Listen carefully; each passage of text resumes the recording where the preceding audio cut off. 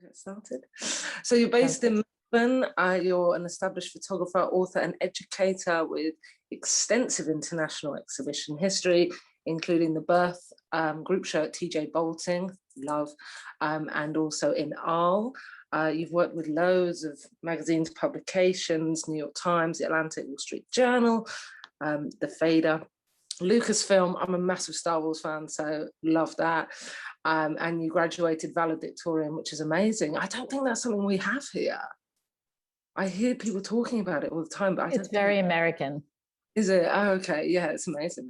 And most recently featured in Firecrackers, the Female Photographers Now and How We See Photo Books by Women. Very exciting. And you're on the teaching faculty at ICP New York and director of Reflections, am I saying that right? 2.0, a photographic masterclass based in Europe, the Space Gallery in Melbourne, Australia. So exciting. So exciting. It's so nice to talk to someone who doesn't a lot of hats. English. Yeah, lots of hats. I don't know how you have time for anything. I don't know how you have time to talk to me. So yes, how are you? How's things going on? How are you finding everything at the moment in terms of COVID? Yeah, in terms of that sort of stuff. In terms of COVID, well, we've had a funny year last year, as everybody did. Melbourne made the international news last year because of our extremely strict lockdown. I don't know if you heard about that, but it was many months of just not being able to go or do anything. So our gallery opened in November 2019 and we were shut down in March 2020. Right. So we were only open for a few months and didn't open again until the end of last year. Right. So in saying that, it was a year where I suppose we learned how little we needed to live on. Right, okay. And that hadn't been proven to me in a long time. So I don't think I'm a person of excesses, but I tend to do a lot and feel like I have to. Yeah. And I really discovered last year that I really, really didn't have to do anything. I could survive on not very much. And the way that sort of affected theoretically my immediate future, and I say theoretically because I haven't actually put into practice, is by scaling down I need a little bit. Instead, restrictions were lifted and I just scaled up and up and up and up and have been working day and night. Yeah. Okay, cool. Yeah, it's really strange for me when I was thinking of what questions to ask you. Every time I speak to somebody here, the main question is, which pub are you going to on June 21st? You know, we are absolutely dying to go out, even for food, for anything.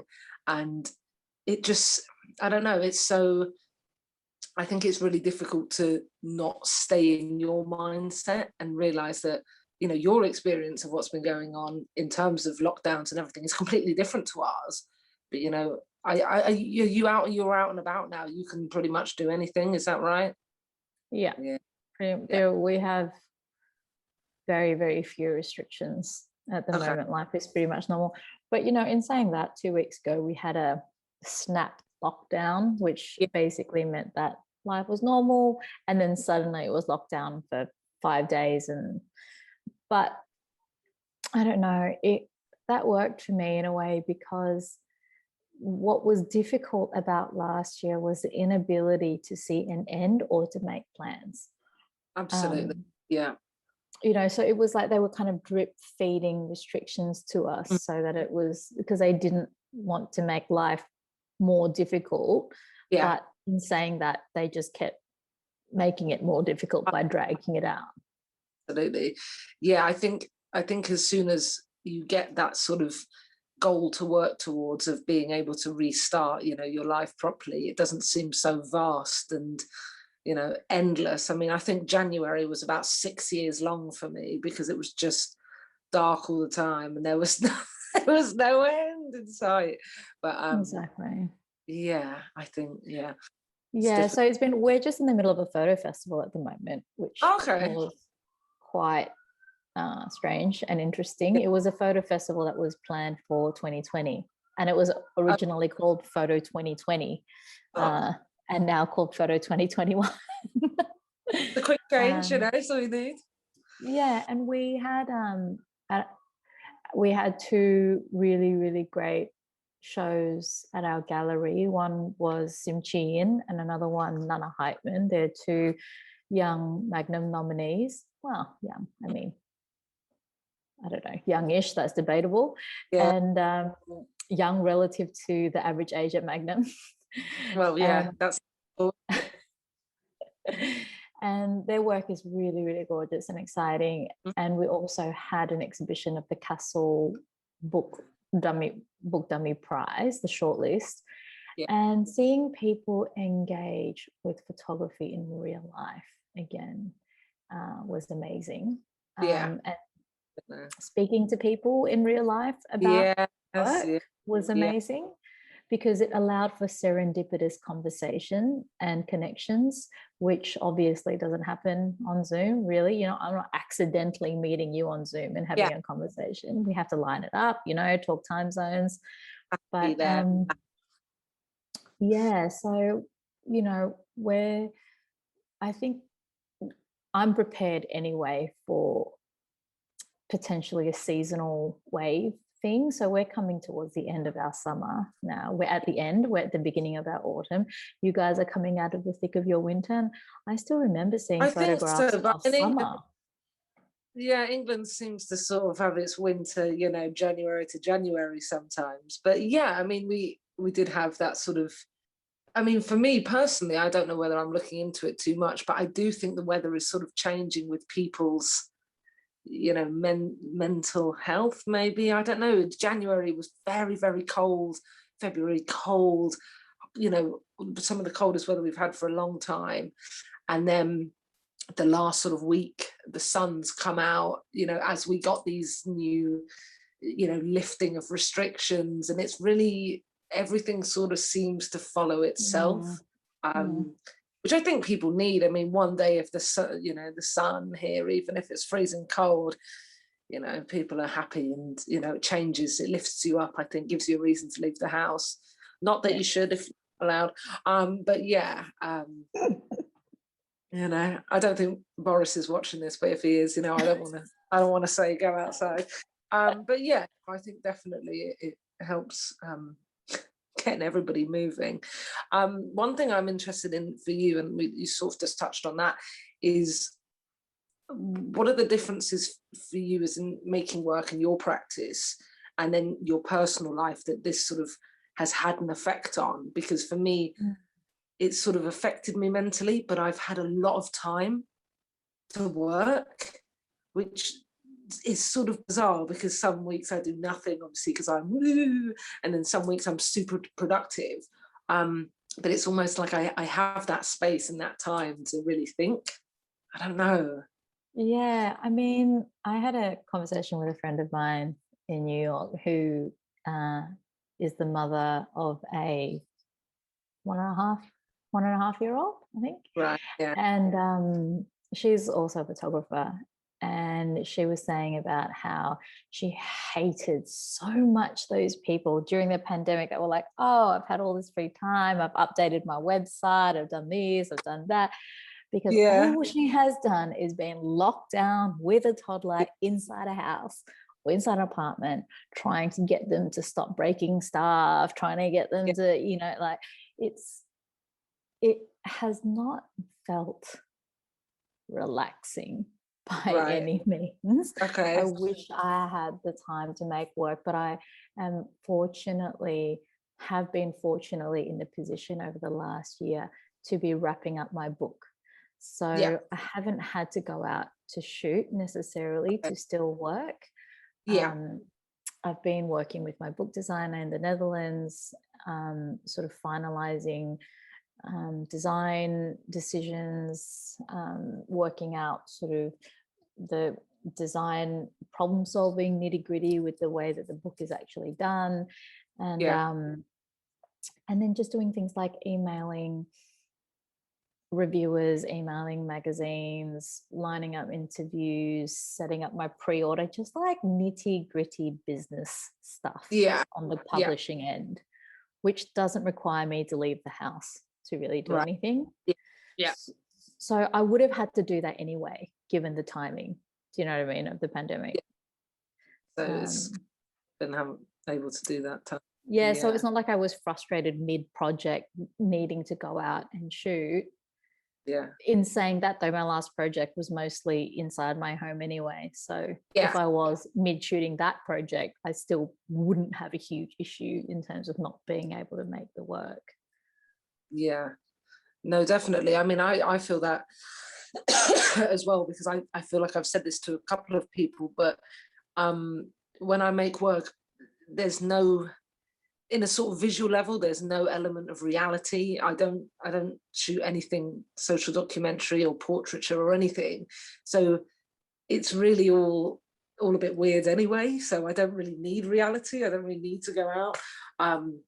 But yeah, I mean, I find with the sort of, life admin business side of things, sometimes I get really in my head and I'm like, I'm an artist, I make work, I'm so, but I really enjoy, emailing, doing this, doing that. It's a things just fit into place and I don't have to justify why I've done it or anything like that. I don't know, I enjoy it. The clock ticks and it works. No, I think that's really good. I think it really serves people. I have known some people that really suffered in the pandemic not being able to move around or to go outside. I mean, I suppose I'm also lucky with a small child is that we were only really allowed to be outside to do exercise. But a toddler doesn't run or do push-ups or anything. So if they're going to do exercise, they're just hanging around the park as well, in which case it gives me a license to hang around the park and do nothing. Absolutely. I noticed when I was looking on your website, your visual blog, I noticed that the COVID Australia was like super dark, almost like, I want to say apocalyptic. I don't want to say that because there's like a child there and, it's all very moody, romantic, but it was a real... I think children can live through an apocalypse as well. Oh, absolutely. They survive. But it's very, there was a stark contrast to the others. But I suppose, I don't know, is everybody in that sort of, did that I was in a dark place. Yeah. I was in a terrible, terrible place through the pandemic. I mean, it was maybe mentally probably mentally the most taxing time I've ever been through.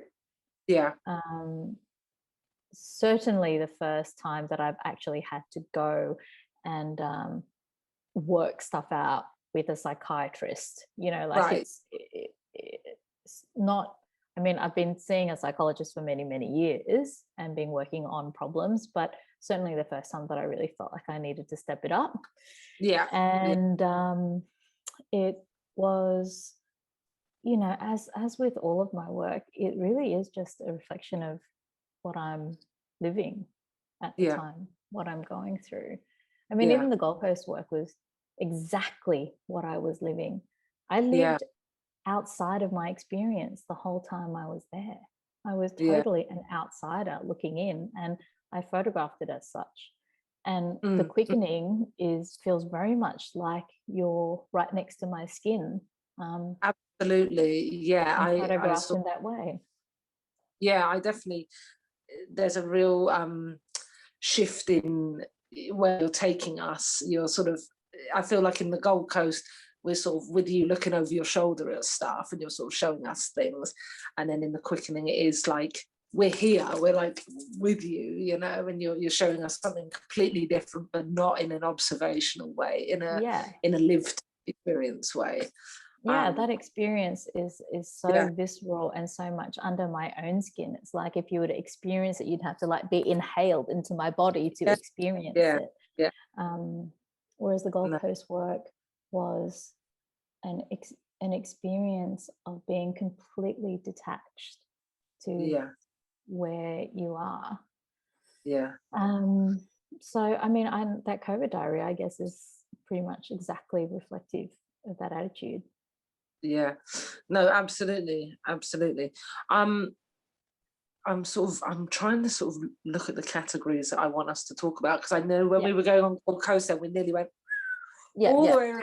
Go ahead, reorganize your thoughts. So you spoke sort of about the gallery and the experience that it's gone through over last year, and all of that sort of stuff. And when we were given the brief of the interview, there was this sort of idea of global citizenship and the lived experience that we shared. And then everybody sort of parted ways maybe in mid last year. You guys had this successful lockdown, and we kept going back to the same place of not going anywhere, and sort of how this might affect photography going forward, the future of photography. When you were talking about people in a physical space looking at photography, that is something that we just took for granted. It was a Friday night with a few drinks, everybody went to the gallery opening, and that those simple things became, they disappeared. And how this might change moving forward. I mean, personally, I'm not a fan of the online galleries and that sort of stuff, but I don't know. We've discussed this a fair bit between myself and my partner, who runs the gallery with me. And in the beginning of the pandemic, we were talking about how to bring the experience of art to people who were in their homes, and then sort of talking about, what is that experience, that what is of value in that experience, and how do we then recreate that value in a way that is safe in distancing.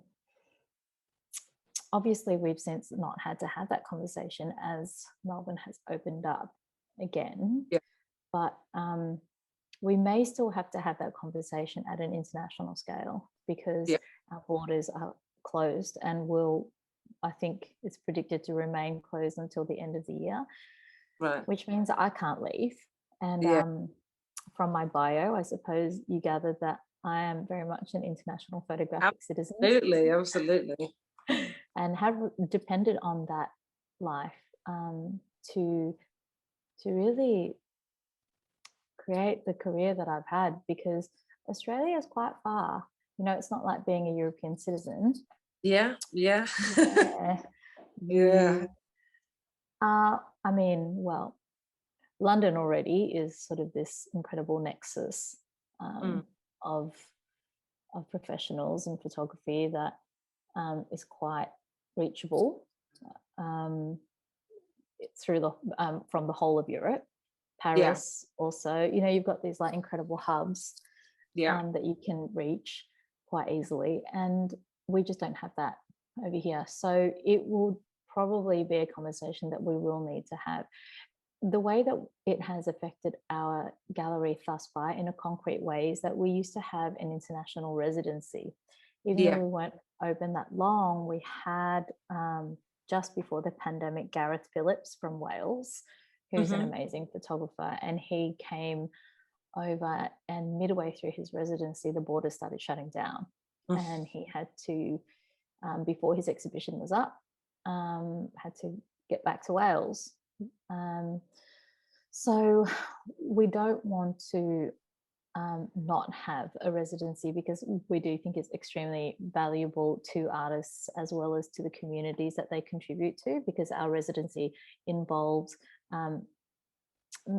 an artist that has been sitting on a large body of work for a while, that hasn't been able to sort of find the time or the space or the discipline to manifest it into a book or a show, etc. I know many people like that. So I feel like it was a very useful vehicle and very attractive for people that were on that sort of freelance treadmill or, you know, trying to find work to be given the time and space to do this. Absolutely, yeah. And in repayment, they teach a few workshops and do sort of community engagement, like either do a talk or maybe have an artist dinner or a gathering or something that allows a sharing of information between the local community and the resident. Seeing as people can't fly in from overseas anymore, we will have to tweak that residency to local residency, I suppose.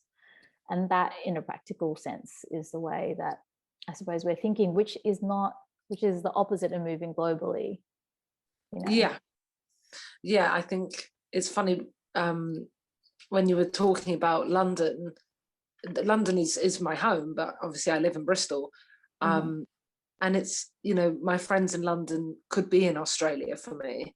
You know, they're so far. I've seen them and my family, and it's so odd that this. I was sort of thinking about it when you were talking. This distance of, it doesn't matter if they're somebody's local or if they're here. At the moment, it's so, the space doesn't really exist because it could be any size. I don't know. That's true. Yeah, That's it's really true. It's interesting, isn't it? I know. Yeah. I mean, I think that. I mean, I shouldn't probably say this, but I find sort of a lot of English photography really boring. It's not really my style. I'm not really into it. And to maybe not have that experience of, you know, going to Paris or going to here or even going to galleries that are in England but are exhibiting international artists really limits maybe what you come into contact with in a more physical sense, because I mean I don't know, it's tricky. Yeah, I'm that is a rambling. problem, because I think a lot of work needs to be encountered in real life. I think it's an absolute, like, to think that, well, I mean, obviously there's work also created for web, but to think that you're able to fully interpret the scope of work available to you just by looking at your computer screen, I think is a complete fallacy. You're kidding yourself if you think that. So yeah, I don't know, it is problematic. We will have to sort of continue to push outside of the box a little bit as artists to think about how to cross those boundaries and how to connect. And I do think organizations are actually doing it. I think that there are actually a lot of corporations and sort of networking organizations that are being quite successful.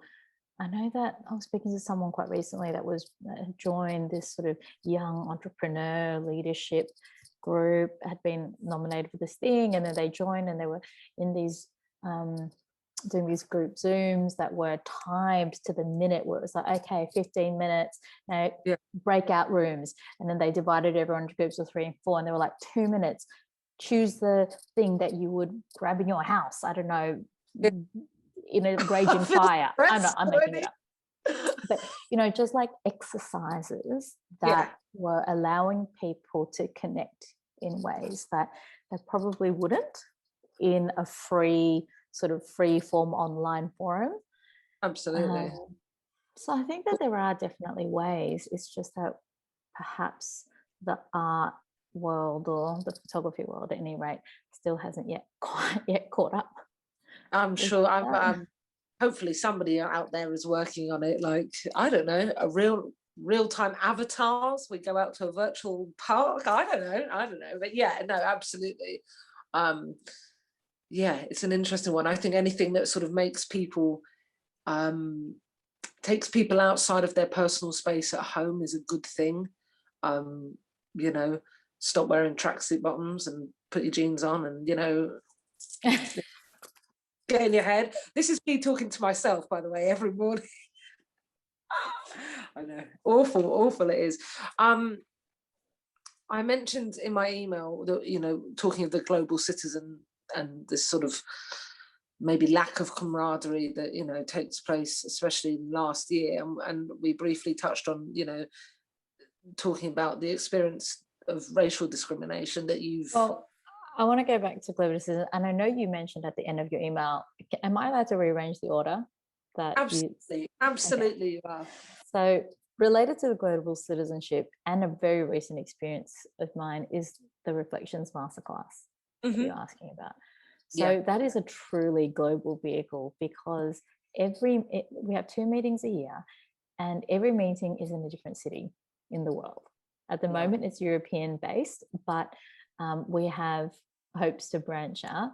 And it's European based because the original Reflections Masterclass that I was a student at 10 years ago, the photographer that set that up, Georgia Fiorio, is incredible, but all of her network was in Europe. So we are starting it again, but we have had to tap into the original network in order to start again, which is in Europe. And we just had our jury judging for the first batch of students, and it was on Zoom, and it's always been in real life. The jury has always been in real life, and people have sent physical portfolios in, and it obviously wasn't anywhere near as enjoyable as looking at a physical portfolio. However, there was a wonderful sense of connection in that. There is something, I don't know, have you had a group Zoom perhaps with just 5 or 6 people all in different parts of the world? No, I need to expand my circle. I maybe different parts of Bristol, and that's as well. No, I don't think I have. See, I'm not sure whether it felt really good because I have had to stay here for so long and I haven't had to travel, and it was just like a little taste of something that I haven't had in such a long time that felt really good, or if there really is sort of added value in that experience. But whatever the case, it doesn't matter because it is our reality now anyway, moving forward. But I do think that there is opportunity to continue being a global citizen, but we probably need to find a way of engaging that exists in a way that's more dynamic than watching people speak on Zoom. Something more engaging than that across borders, to feel that sense of being a global photographic citizen. I don't know what they're going to do. I don't know what that is either, but I do think that there is an opportunity. I teach, like, the most global thing that I do is I teach in New York. So I teach a workshop at ICP every spring, and the last spring that I did it, I started teaching at 11 p.m. and I finished at 6:30 in the morning here. So I had this like crazy setup, like it looked like a professional gamer, because I had like my TV screen set up to my laptop that I was Zooming from, because I'm terrified of privacy issues. So I have a burner laptop that I Zoom from, and I have my laptop that I do all my work on. So I got that. So 2 laptops set up, TV screen hooked up to my laptop, a yoga mat next to my chair, because sitting all night in my chair makes me so tired. So every break time I'm like stretching, and a table full of snacks and caffeine. That's my dream setup. I do that. I don't know. I feel like that. You're describing like my dream work day. I've spent so much of my life working in pubs and bars till late in the morning, and I would love to teach. And I feel like this might be the answer for me. But teach in Australia via Zoom. Yeah, love it, absolutely. But that's so cool. I love that. Yeah. So I mean, is that being a global photographic citizen still? I guess so. Absolutely. Yeah, definitely. I'm picturing it. It's funny because there's a guy who lives next door to me here, and I saw he had a similar setup, and I met him, one night when I was outside coming home, and I thought he might have been, recording personal movies or something in it, because he had this amazing lighting setup. And I said to him, what, have you got a studio or something? He's like, no, I'm a teacher, and I teach. The time difference is mad, and I was like, love that. Exactly. Because my co-teacher also lives in Amsterdam. So we had to, it was like our students were in New York, one teacher was in Amsterdam, and I was in Australia, and we were doing a class together. Oh, everybody's got a sink, haven't they? Yeah. Amazing. I Really love the crazy, yeah. behind it. It's great. Great. Anyway, Do you, so if the pandemic still continues the way it is and borders are still closed, the masterclass, our first session is supposed to be in Deauville, in a photo festival in Deauville, which is in the north of France. yeah. And I don't, like, if I can't get there, we may have to work out some kind of virtual way. I hope not, but we do have to work that out as a backup plan. Yeah, absolutely. Everybody needs a plan B at the moment. Can't leave the house unless you've got plan B, C, D, and E. Yeah, exactly. But no, I know it's such a weird thing. I people keep on asking me if I want to go on holiday or I want to go here, and me and my friends that are on the course, we wanted to go to Arles, and I said, I book a house, because it's, you can cancel whenever you want for free on the smallest chance that we're allowed to go. I don't want to be the person that misses out or whatever, but I think I'm absolutely craving that going somewhere, No, tricky. Anyway, sorry, that was the last question answered. No, that's great. That's great. I like it. I like that you've taken control of the structure, because I was panicking, to be honest. I didn't want it to be like some sort of weird old interview from the 80s where I sort of like break off and go into something else. But yeah, what do you want to talk about next? What do you think feels? Do you want to talk about?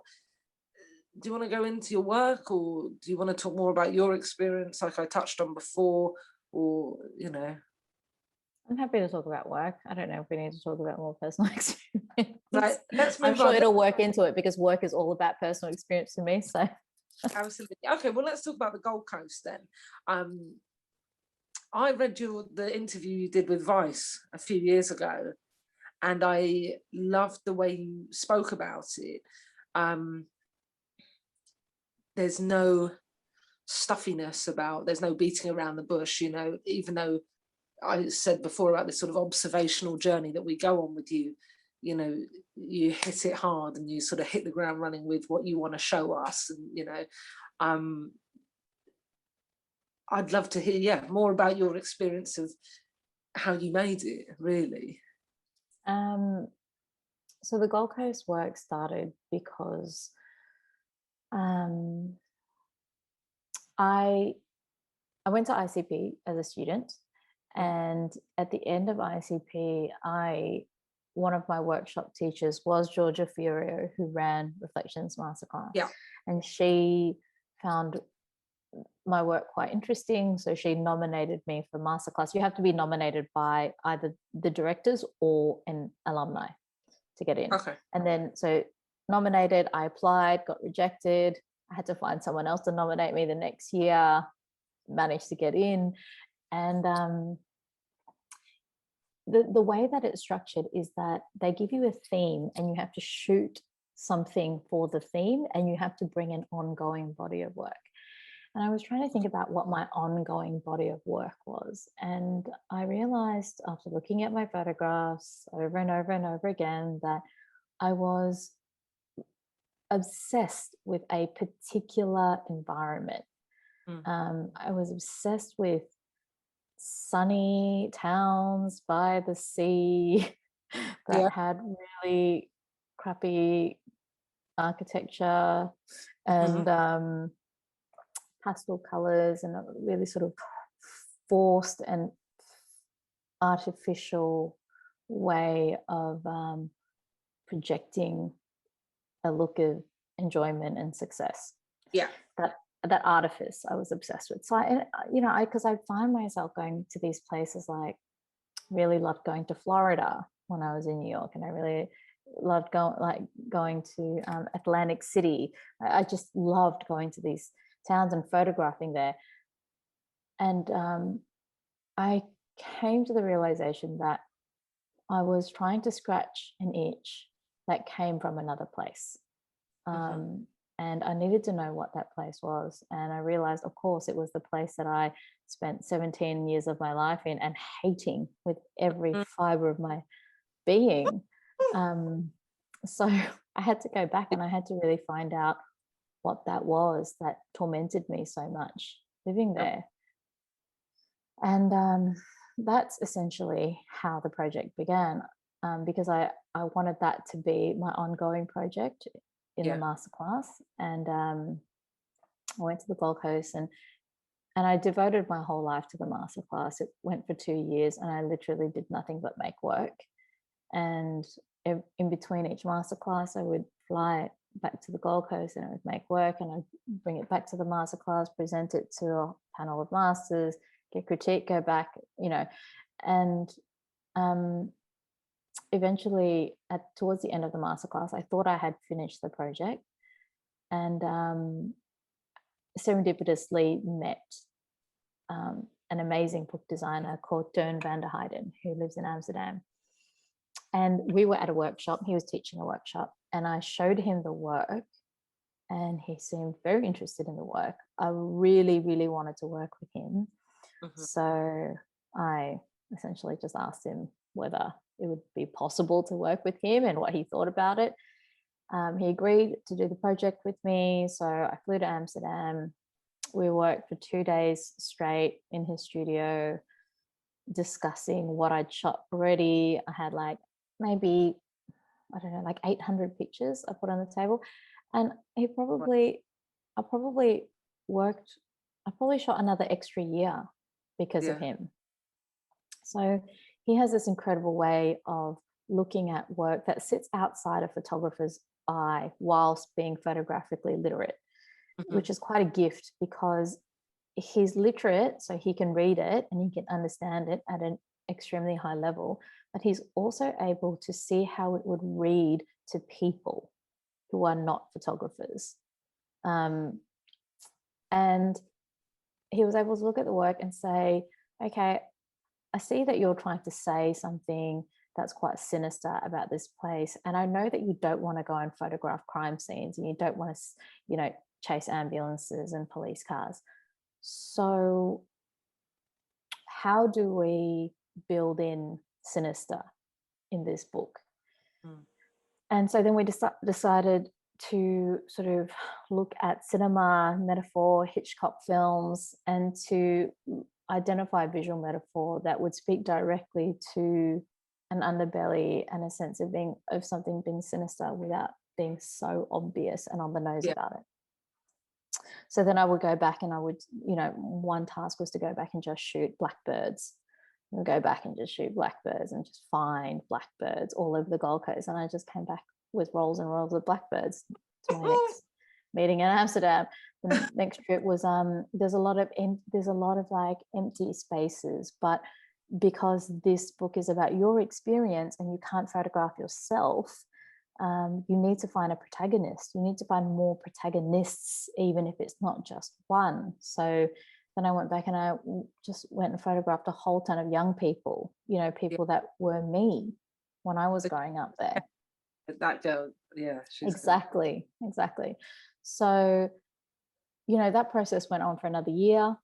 And then in 2014, the design was done, the shooting was done. I released the book and decided to self-publish. And that began a whole nother journey, a whole nother job of actually being a publisher, which is the job, one of the hats that I've got on now with my new book.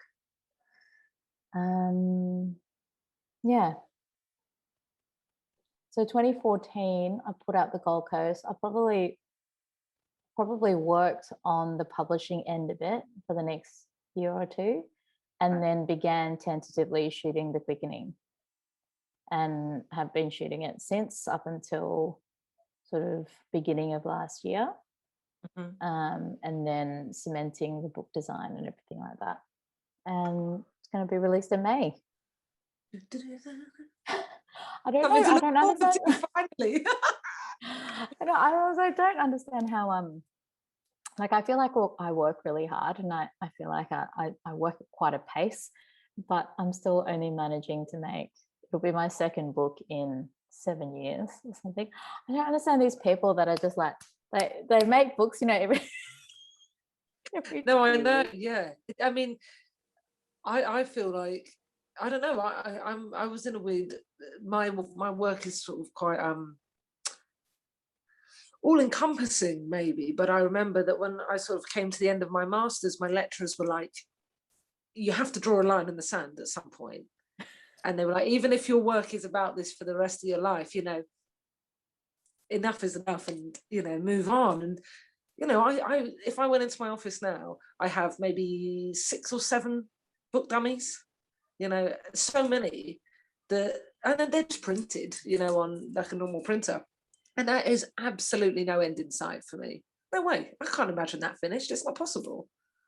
I think it will just have to be in loose format forever. And, you know, I just include it. But I yeah, know that place. It's not, and you know what, that place isn't even about, I mean, sometimes it's about the work, but most of it's just a psychological hurdle. Absolutely. And I think I miss that work so much. It's funny that one of our tasks for during the masters was to do extreme makeover, not on our houses, on our work, sadly. And I made a really emotional series about my relationship with my dad, something that is so not what I do. I mean, I'm used to putting my heart on the table, but not in this way. And I think I wrapped it up in 24 hours, you know, bish bash bosh, done, never want to see it again, done, sorted. And this work, you know, probably been like 15 years I'll still be working on it. You know, it's crazy, isn't it? How, you know, some stuff and I don't know whether it's, yeah, like you said, psychological. Maybe I want to keep shooting, maybe I want to keep going with it, I don't know. But yeah, it's weird. You have to find you have to trick yourself. So you know how some people like trick themselves dieting by just like drinking lots of water to trick themselves into thinking that they're full, or you trick yourself. I used to trick myself to go to the gym by doing it first thing in the morning before I was really awake, and getting right away. Yeah. So it's the same with getting things done in photography for me. I kind of have to like put things in place to make sure that it gets done, and sometimes that has to do with showing the right people and making a promise to certain people that I know I can't break.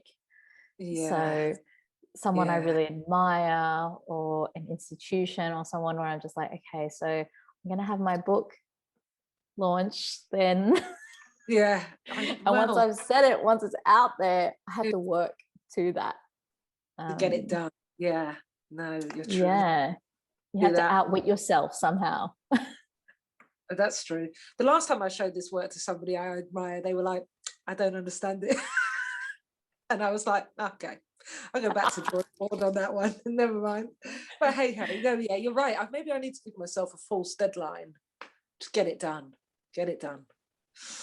Yeah. The quickening, I really want to talk about this. Shortlisted for a lot of book prizes. Big, exciting, fantastic. That's how I want to describe it. The way I've got it sort of described here, which I took off your website, is it encompasses everything. It's claustrophobia, you know, loneliness, new motherhood, postpartum period, all of this sort of stuff is, and it's, I said it in my questions to you that I don't have those experiences, but I resonate with the way you're telling this story so much. And I don't know, that it is, you know, when you were saying about being inhaled, you know, I feel inhaled by it, but I don't feel like I'm looking at your experience. I feel like I'm looking at an experience that you're showing me. I don't know. That's incredible. Are you sure? Because that is incredibly gratifying. Really? Yeah. I do. I'm emotional. No, I do feel like that, and I feel like I don't know. I don't find a lot of work that sort of isn't, that I feel like I'm not involved in, but I feel like I can go into it, and I do feel like that. And I've only seen the work online. You know, I'd love to see it in book format, because, you know, I was like get sucked into books. But well, yeah. I mean, what you see online is honestly the absolute tip of the iceberg. It is the book. There's the stitching of the book is reminiscent of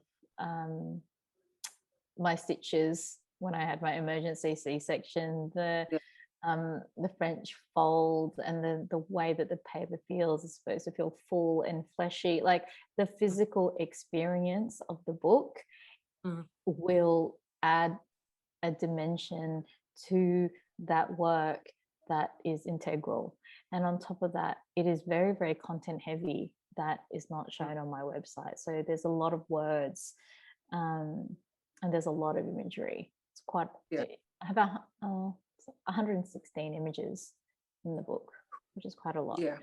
And I think online there might be 40 at most. 20 to 40.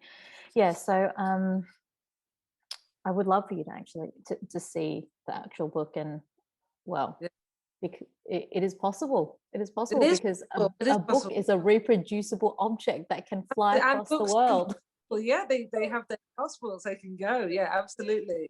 No, completely. I thought that I don't know, it's really interesting, especially when you were talking about the editions of the book and how you numbered them with, you know, weeks of premature. I was premature as well. In a way, I was small for dates. And it's weirdly, it's almost like I needed to see this project because I have a project brewing in my mind, and I'm not going to copy yours. No, that's exciting. I mean, it's difficult to back on that sort of stuff that I don't really remember, but I think is so important to the foundations of somebody, you know. I think that's incredible, because everything that my objective as an artist and my objective as a consumer of art is to either move or to be moved, either intellectually or emotionally. And I don't and the ultimate success is to move someone foundationally, to move them at a level where they no longer see something or feel something the same way anymore. Absolutely. Success, that's me.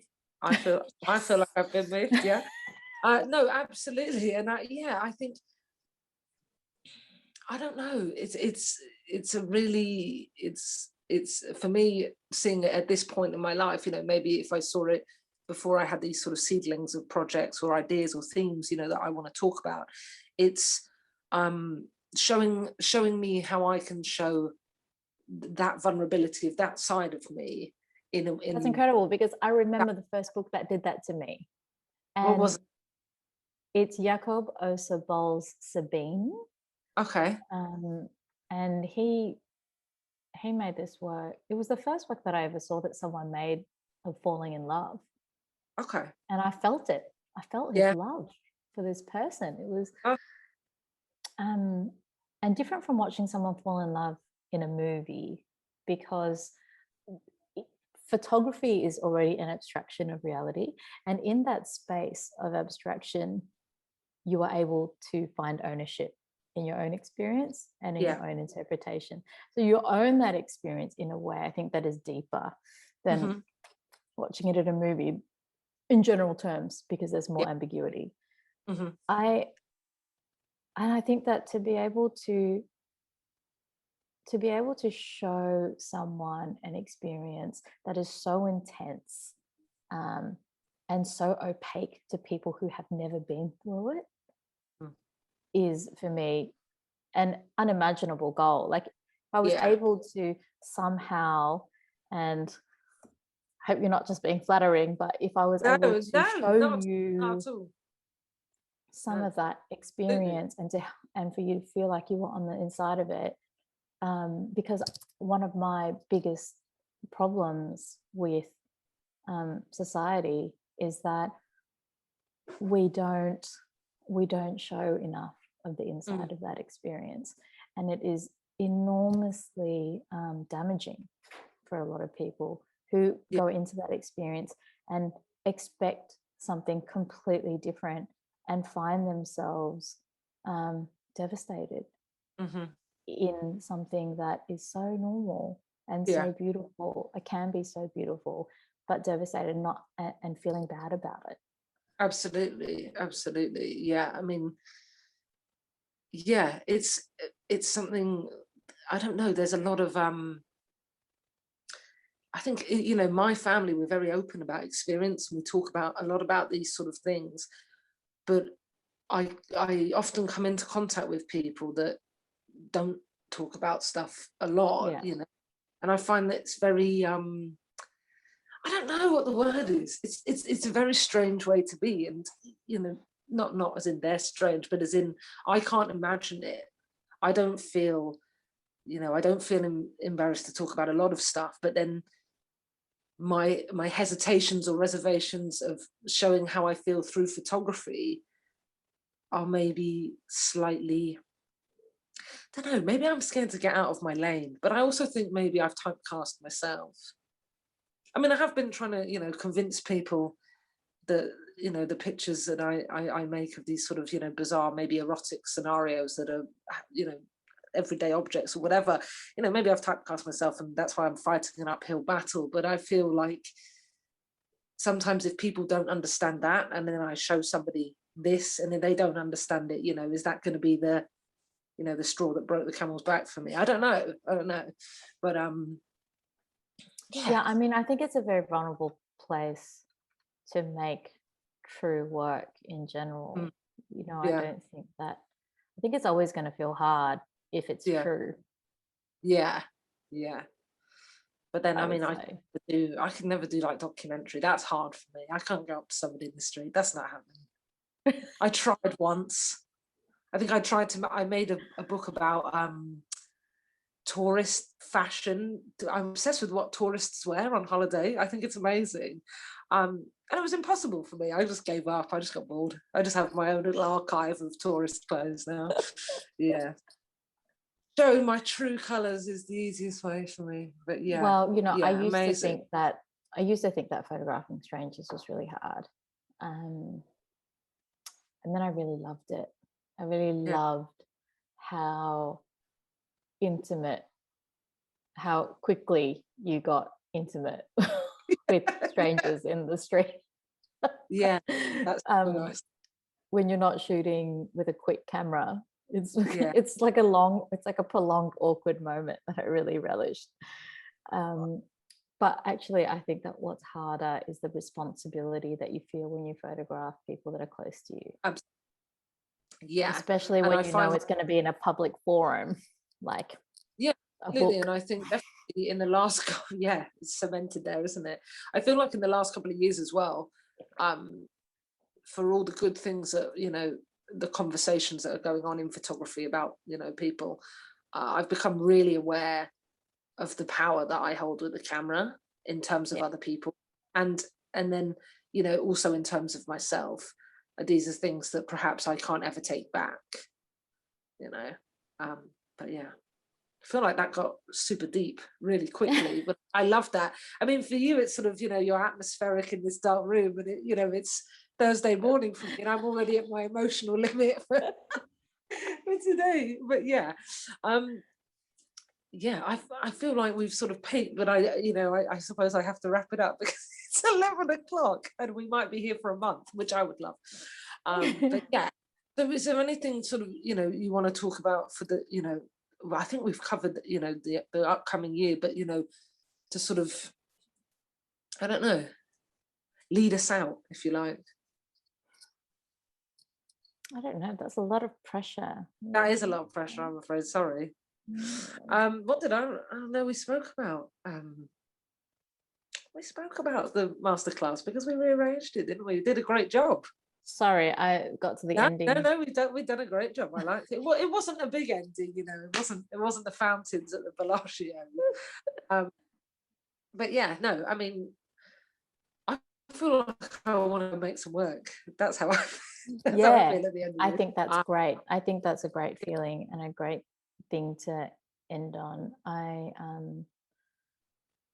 I am excited to make work as well, and I think that that's a great place to be in, because I think the pandemic has a bit of an ennui about it, but if you can find, it's something that I noticed, even though I was in a really dark place last year, that I was still wanting to make work, and it's never that dark if you still want to make work, I find. Absolutely. Anyway, because it means that there's a curiosity and there's a need to discover something. And I think that there is so much.